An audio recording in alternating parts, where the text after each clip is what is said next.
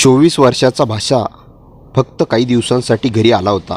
पण एका रात्री त्याचं घरात काहीतरी असं घडलं ज्याने मामी भाच्याचं नातंच बदलून टाकलं. सत्य समजल्यावर माझ्या पायाखालची जमीनच सरकली. मी सोनू, माझं वय 24 वर्ष आहे. मी एका छोट्या IT कंपनीत काम करतो. माझे आईवडील वेगळ्या शहरात राहत होते आणि मी नोकरीनिमित्त दुसऱ्या शहरात होतो. मी माझ्या आईबाबांना एकुलता एक मुलगा होतो. लहानपणापासूनच मला स्वातंत्र्यपणे राहायची सवय लागली होती.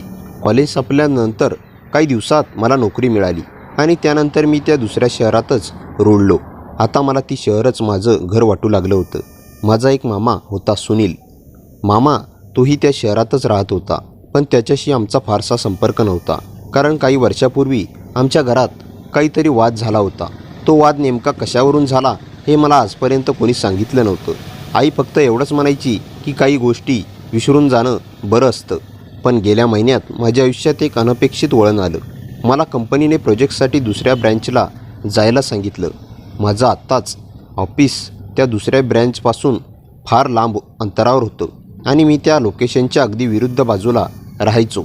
त्या नवीन ब्रांचला दररोज जाणं येणं खूपच कष्टाचं आणि वेळ घेणारं होतं, पण काम होतं, काय करणार. एक दिवस आईने फोन केला आणि म्हणाली, सोनू, तुझा सुनील मामा तू सांगत होतास ना तिथेच राहतो. तुझी आता जिथे ट्रान्सफर झाली आहे तिथेच राहतो. तुझा मामा, तू त्याच्याकडे जाऊन थोडे दिवस राहू शकतोस का? प्रोजेक्ट संपेपर्यंत तरी मी थोडा विचारात पडलो, पण आई म्हणाली, बघ, आता इतकी वर्ष झाली त्याला भेटून, आता तुझ्या मामीचा फोन आला आणि तुझ्या मामीने स्वतःच विचारलंय तुझ्या बाबतीत. मामीचं नाव कल्याणी होतं. मी तिला लहानपणी भेटलो होतो तेव्हा ती मला खूप गोड करायची, पण त्यानंतर कधी भेट झाली नव्हती. मामीला मुलं नव्हती हे मला माहीत नव्हतं होतं. तेव्हा आईच्या आग्रहाखातर मी सुनील मामाला फोन केला.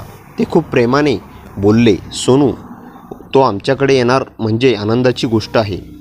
तो निश्चितच या पुढच्या आठवड्यात. मी माझं सामान घेऊन सुनील मामाच्या घरी पोहोचलो. मामाचा एक छान 2 BHK फ्लॅट होता. मला बघताच मामा म्हणाला, सोनू, किती मोठा झालास तू. मामाने माझ्या खांद्यावर प्रेमाने हात ठेवला. आत जाताच मामी समोर आली. सोनू बेटा. मला बघताच तिच्या डोळ्यात पाणी आलं. तिने मला जवळ घेतलं. किती वर्ष झाली तुला पाहून इतका मोठा झालास. मामीला पाहून मला आश्चर्य वाटलं. ती अगदी माझ्या कपड्यात होती. तिच्या चेहऱ्यावर थकवा दिसत होता, पण माझं स्वागत करताना तिच्या डोळ्यात एक वेगळाच आनंद होता. बेटा, तू थकला असशील, आधी फ्रेश हो, मी तुमच्यासाठी चहा बनवते. मामी लगेच किचनकडे गेली. मामांनी मला एक खोली दाखवली. सोनू, ही तुझी खोली आहे. इथे सगळं आहे.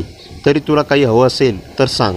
मी मामाला धन्यवाद म्हणालो. मग फ्रेश होऊन बाहेर आलो तेव्हा मामीने चहा तयार करून ठेवला होता आणि चहासोबतच गरमागरम भजी. ती म्हणाली, मला लक्षात आहे तुला भजी खूप आवडतात. मला खरंच आश्चर्य वाटलं. इतकी वर्ष झाली तरी तिला माझी आवड लक्षात होती. मामी, तुम्हाला कसं आठवतंय? मी आश्चर्याने विचारलं. अरे, तू लहान होतास तेव्हा आमच्या घरी आलास ना एकदा, तेव्हा तू भजीसाठी किती हट्ट केलास होतास आणि मी तुला किती खाऊ घातले होते. ती हसली, पण त्या हसण्यात कुठेतरी एक दुःख लपलेलं होतं. त्या रात्री जेवणाच्या वेळी मामा मामी दोघांनाही मला खूप प्रेमाने जेवायला घातलं. मामांनी माझ्या नोकरीबद्दल, माझ्या आवडीनिवडीबद्दल विचारलं, पण मला एक गोष्ट लक्षात आली. मामा मामी दोघांमध्ये फारसं बोलणं झालं नव्हतं. जेवणाच्या टेबलावर ते एकमेकांकडे क्वचितच पाहत होते. मामीने खूप प्रेमाने मला जेवण वाढलं, पण मामा फक्त आपल्या प्लेटकडे बघत चव होता. मला घरात एक विचित्र शांतता जाणवली. पहिला दिवस गेला. दुसऱ्या दिवशी मी ऑफिसला निघालो. फक्त 15 ते 20 मिनिटात मी ऑफिसला पोहोचलो होतो. मामाच्या घरून ऑफिसचं अंतर कमी होतं, त्यामुळे येणं जाणं मला खूप सोयीचं झालं होतं. संध्याकाळी परत आलो तेव्हा मामी दारात उभी होती. सोनू, आलास? तू थकला असशील, फ्रेश हो, मी तुझ्यासाठी काही खास व्हेज बिर्याणी केली. मामी माझी इतकी काळजी घेत होती. मला वाटलं खरंच माझ्या आईसारखीच आहे ती. पण रोज रोज मला काही गोष्टी लक्षात यायला लागल्या. मामा रोज उशिरा घरी यायचा. रात्री 9-10च्या सुमाराला मामी त्याची वाट बघत असायची. कधीकधी मी बघितलं की ती किती वाजले याच्याकडे टक लावून बसलेली असायची. मामा आल्यावर त्याला जेवण गरम करू का असं विचारायची. मामा फक्त हो किंवा नाहीच इतकंच बोलायचा. एके दिवशी मी लवकर घरी आलो. ऑफिसमध्ये काही तांत्रिक समस्या आली आणि काम बंद पडलं. घरी आल्यावर मी मामीला किचनमध्ये पाहिलं. ती एकटीच काहीतरी बडबडत होती. मी जवळ गेलो तेव्हा तिला माझी जाणीव झाली. तिने लगेचच तिचे डोळे पुसले. ती रडत होती. मामी काय झालं, तुम्ही रडताय? मी घाबरून विचारलं. तिने हसण्याचा प्रयत्न केला. काहीच नाही, असंच काही आठवलं एवढं बोलून तिने विषय बदलला. म्हणाली, तू लवकर कसा आलास? ऑफिसमध्ये काही तांत्रिक प्रॉब्लेम होता.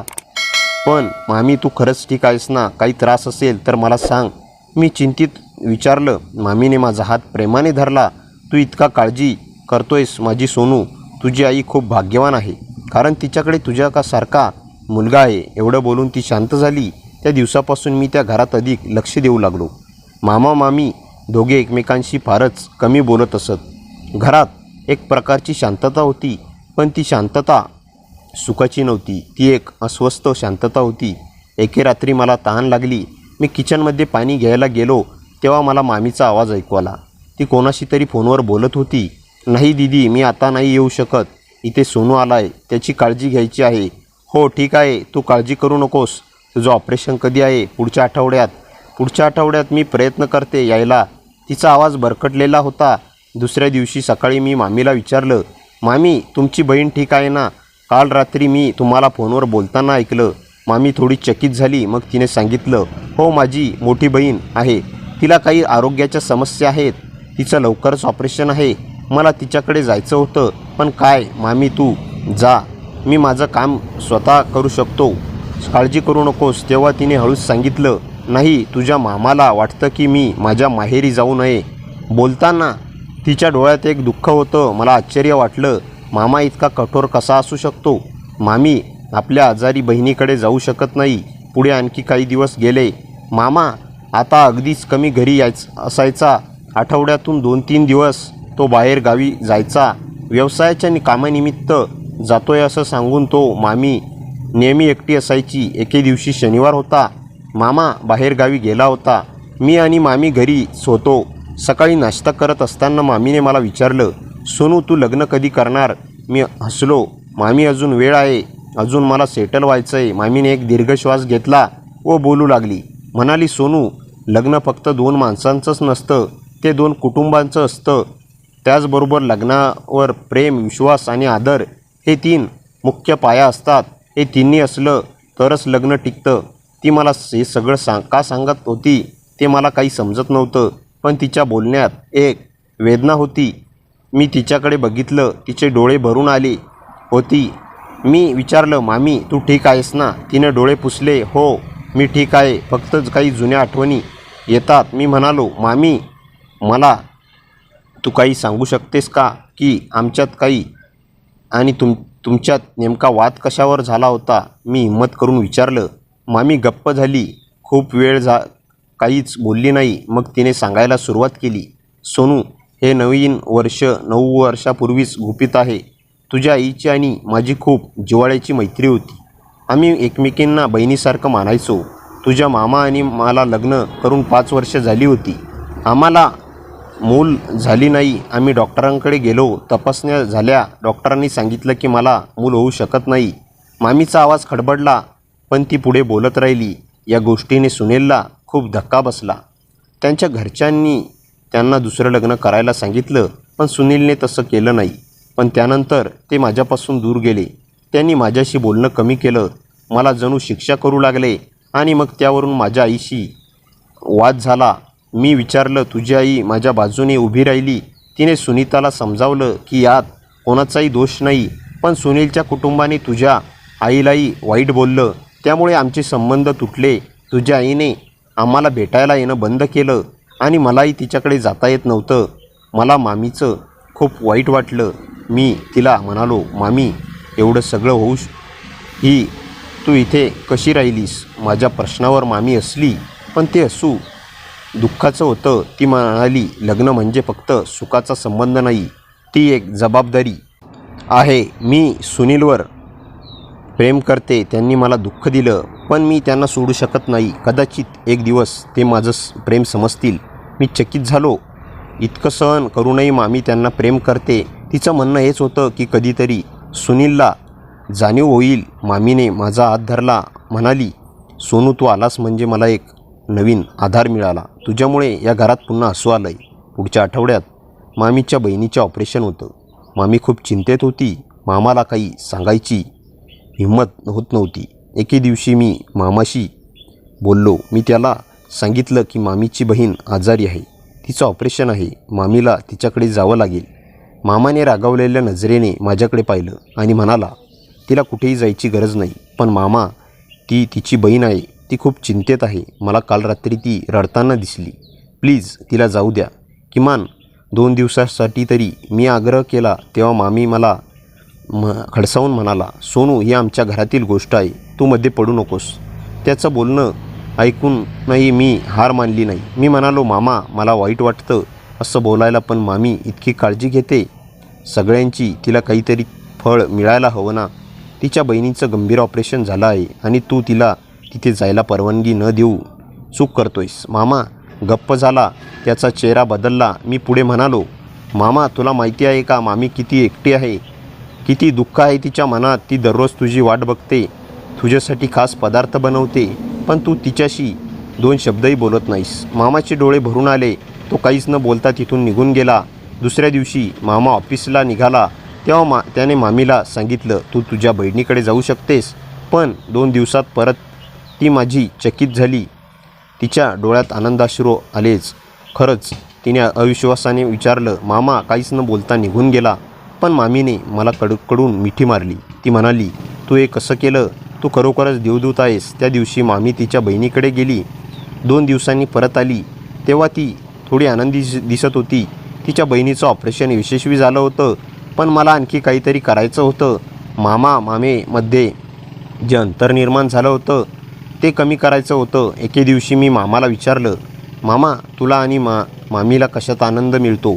तुमची कोणती आवड आहे? मामा थोडा विचारात पडला.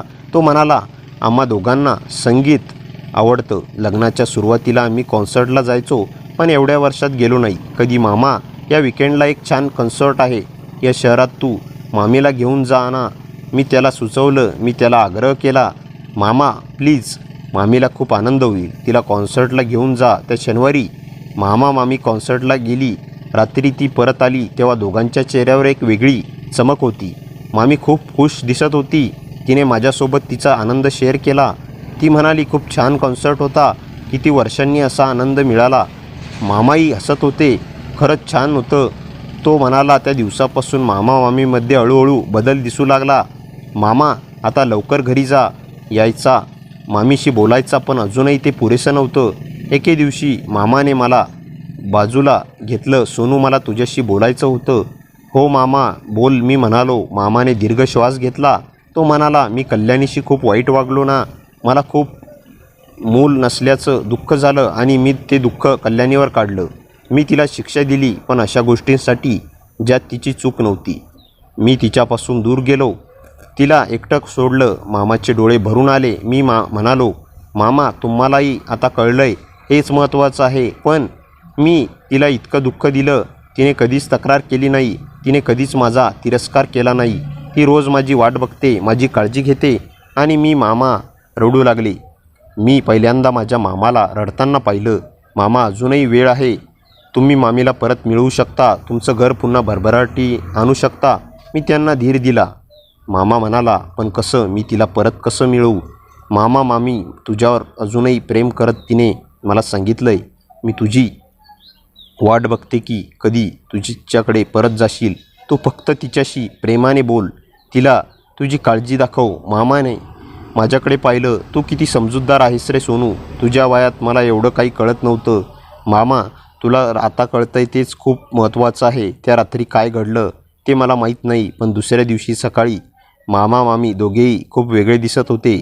त्यांच्यात एक नवीन जवळीक होती.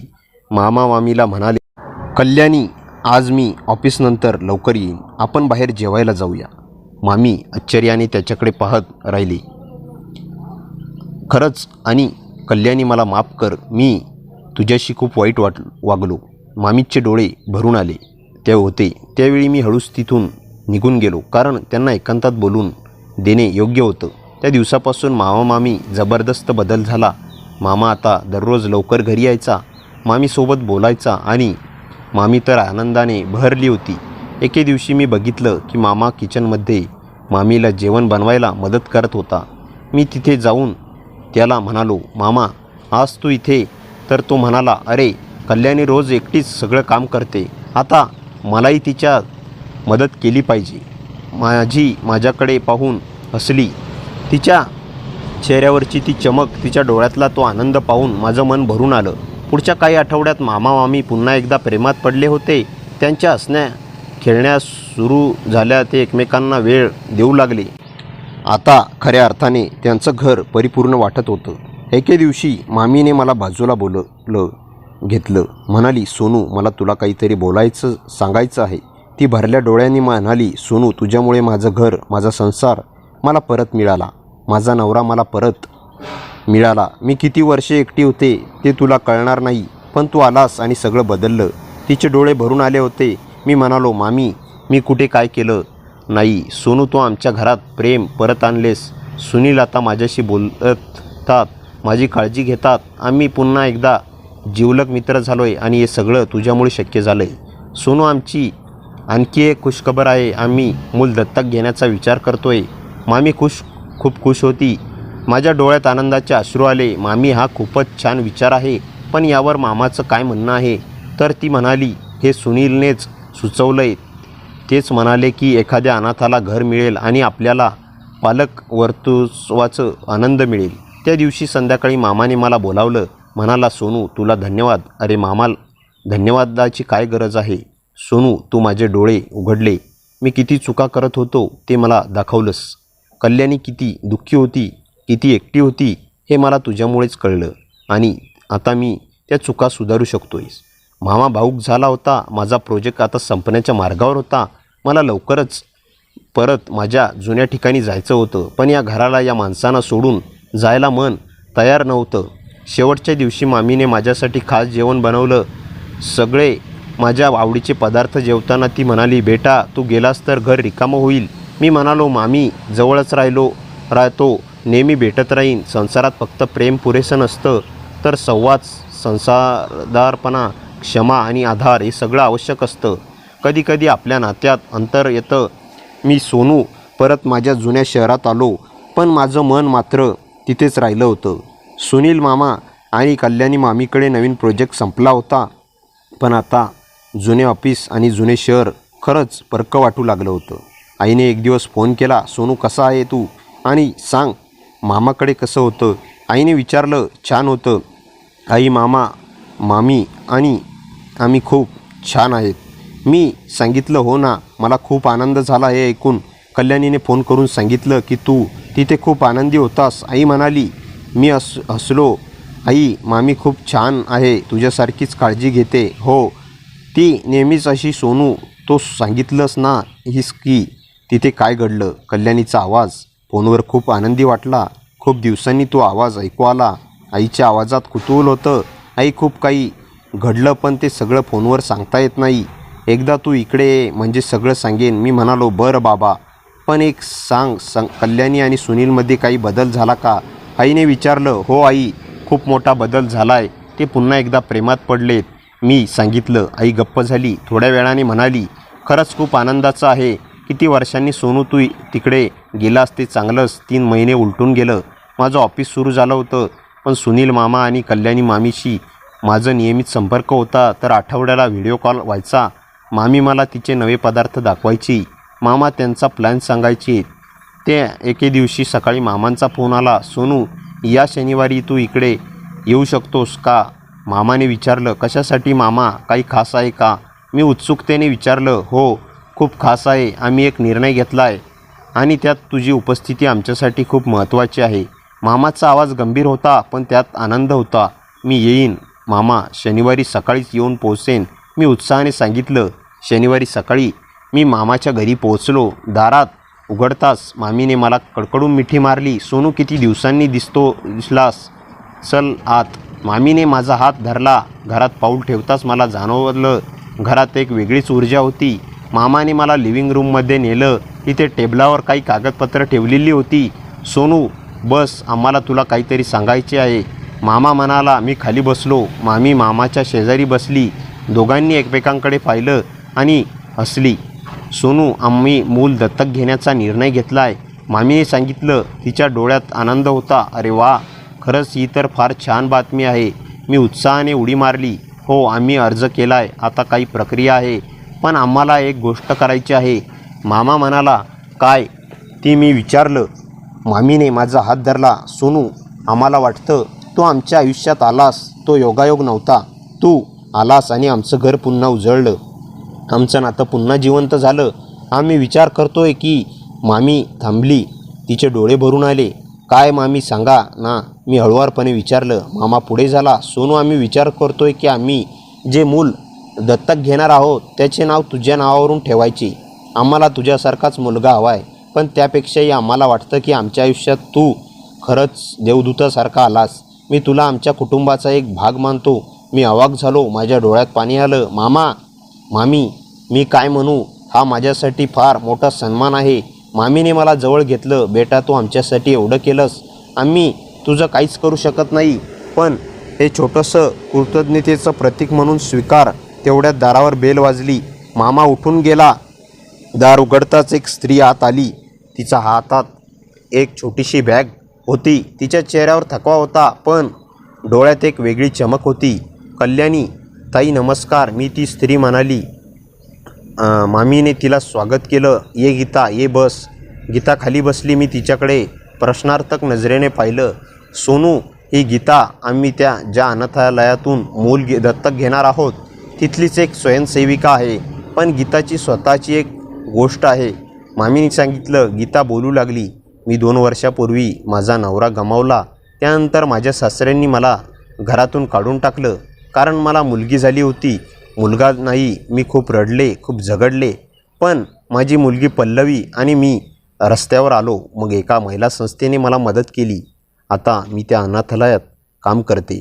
माझी पल्लवी तिथेच राहते, पण आता तिला शाळेत घालायचं पैसा पुरत नाही. गीताचे डोळे भरून आले. कल्याणीताईंनी मला मदत केली. त्यांनी पैसे दिले. पल्लवीच्या शिक्षणासाठी मी त्यांची खूप ऋणी आहे. मी मामीकडे पाहिलं. तिच्या चेहऱ्यावर एक वेगळंच तेज होतं. गीता, तू आमच्यासाठी खूप काही केलं आहेस. अनाथालयात तू किती मुलांची काळजी घेतेस हे आम्ही पाहिलं आहे. आम्हाला तुझ्यासारखीच एक मुलगी हवी होती, मामी म्हणाली. मी आश्चर्याने मामीकडे पाहिलं. मामी म्हणजे? मामीने माझ्याकडे पाहिलं. सोनू, आम्ही गीताची मुलगी पल्लवी दत्तक घेणार आहोत. गीता आमच्याकडेच राहणार आहे. ती आमच्या घरात मदत करेल आणि पल्लवी आमची मुलगी होईल. मला क्षणभर काहीच सुचेना. मग मी मामीला म्हणालो, मामी, हे तर फार छान आहे. तुम्ही फक्त एका मुलीला नाही तर 2 जीवांना आधार देत आहात.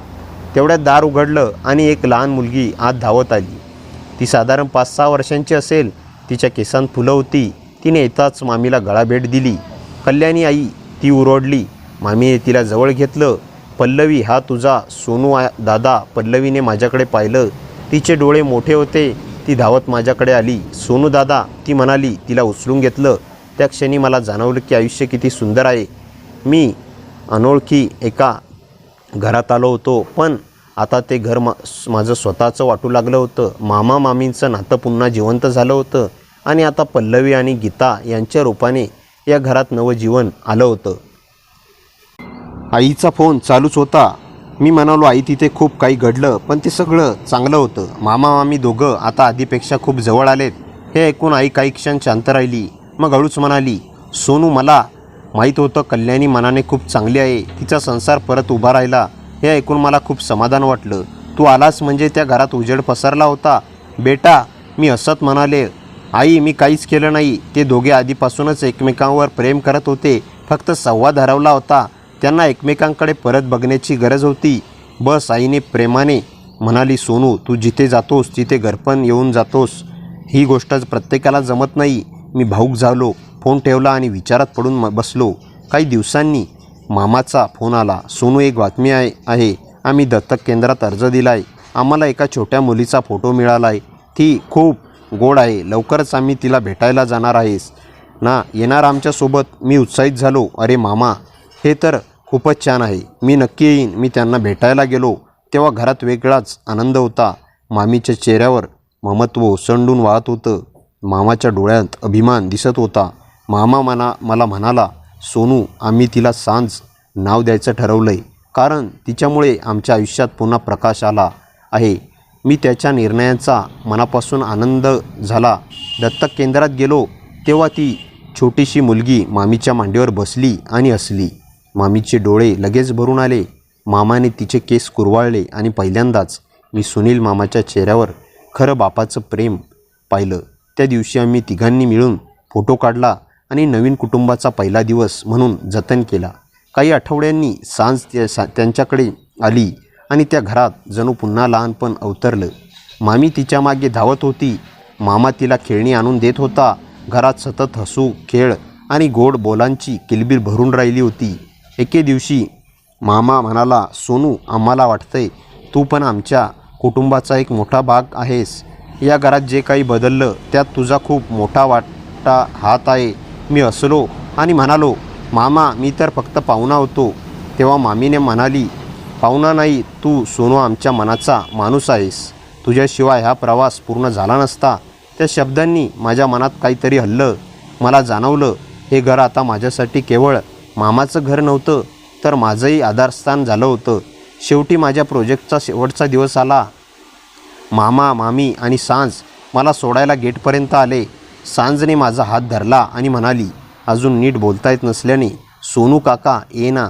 मी हसलो आणि तिला मिठीत मारली. मी म्हणालो, येईन ग ताई, मी कधीच दूर नाही. मामीने माझ्या पाठीवर हात ठेवत म्हटलं, घरी येत राहा. इथलं दरवाजा नेहमी तुझ्यासाठी उघडाच आहे. त्या क्षणी मला कळलं, कधीकधी आपलं स्वतःचं घर आपण बनवल्यापेक्षा जास्त प्रेम त्या घरात मिळतं जे आपल्याला नव्यानं मिळतं. मी परत माझ्या शहरात आलो.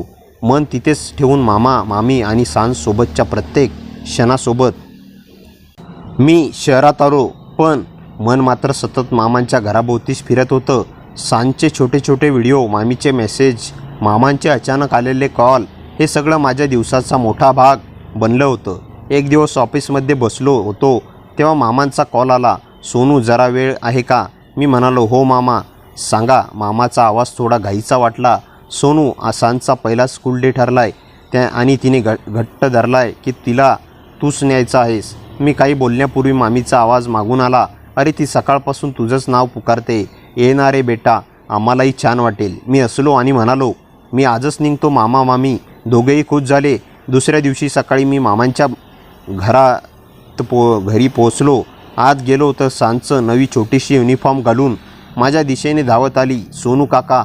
मी तिला उचललं. ती हसली आणि माझा चेहरा हातांनी पकडून म्हणाली, माझ्यासोबत येणार ना? मी म्हणालो, हो ग माझ्या परी, मी आलोय तुझ्यासाठीच. मामी दारात उभी होती आणि तिच्या डोळ्यात आनंद आणि थोडं भावुकपणाचं सावट होतं. ती म्हणाली, सोनू, तू आलास म्हणजे मला काहीच काळजी उरत नाही. मामा गाडी काढायला बाहेर गेला होता. आम्ही तिघं गाडीत बसलो आणि शाळेकडे निघालो. रस्त्यात सांज एकदम चुळबुळ करत होती. काकांनो, तिथेच स्लाईड आहे का? मोठं खिडकी आहे का? मी हसू आवरत म्हणालो, हो सगळं ठीक आहे, पण आधी अभ्यास मग खेळ बरं. ती मान हलवून गंभीर चेहरा करते आणि मग 2 सेकंदात पुन्हा हसू फुटतं. शाळेच्या गेटसमोर आम्ही पोहोचलो. सांजने आधी माझा हात घट्ट पकडला, नंतर मामाचा, मग मामीचा. आम्ही तिघांनी तिला वर्गात सोडलं आणि ती दाराशी उभी राहून म्हणाली, मी शाळेतून येईन तेव्हा सोनू काका पुन्हा येणार ना? मी तिच्या कपाळावर हात ठेवून म्हणालो, येईन अगदी हमखास. वर्गात जाऊन ती बसली आणि मग आम्ही बाहेर आलो. मामीने मला पाहिलं आणि म्हणाली, सोनू, खरं सांगू, तू नसतास तर आम्ही आज एवढे धैर्याने उभे राहू शकलो नसतो. तिच्या आवाजात एक आईचा विश्वास होता. मामा हलकं हसत म्हणाला, या घरी आता चौघांचं जगणं आहे, तुझं आमच्या इतकंच. मला त्या क्षणी जाणवलं की हे घर मला कणकळत माझं मानून बसलं होतं.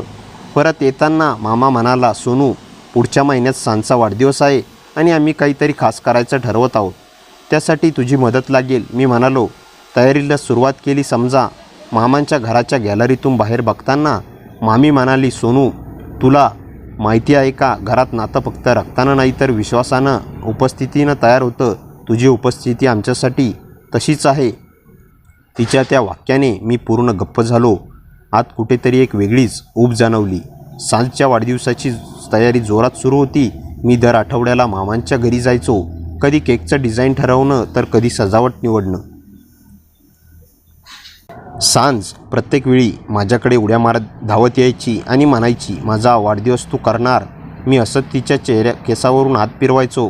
वाढदिवसाच्या आदल्या दिवशी घरभर फुगे, रंगीत लाईट्स आणि मोठं हॅपी बर्थडे सांज असं बॅनर लावून झालं होतं. मामा आणि मामी दोघेही माझ्या कामाकडे बघून खुश होते. त्या रात्री मामी शांतपणे स्वयंपाकघरात उभी होती. मी जवळ गेलो आणि म्हणालो, काय झालं मामी? ती हलकं हसली आणि म्हणाली, सोनू, एक घर किती लवकर बदलू शकतं माहिती आहे. एकेकाळी शांत दुरावलेलं वाटणारं हेच घर आता हसून खेळून भरून गेलं आहे. आणि हे बदल तू आणलास. मी काही बोलण्याआधी मामांचा आवाज आला, अरे दोघेही भाऊक नको हो, उद्या मोठा दिवस आहे. सकाळीच सांज उड्या मारत आली, सोनू काका उठ, आज माझा बड्डे. मी तिला उचलून फिरवलं आणि म्हणालो, हो ग राजकन्या, आजचा दिवस तुझाच आहे. संध्याकाळी समारंभ सुरू झाला. घरात नातेवाईक, मित्र, मुलांचा गोंधळ.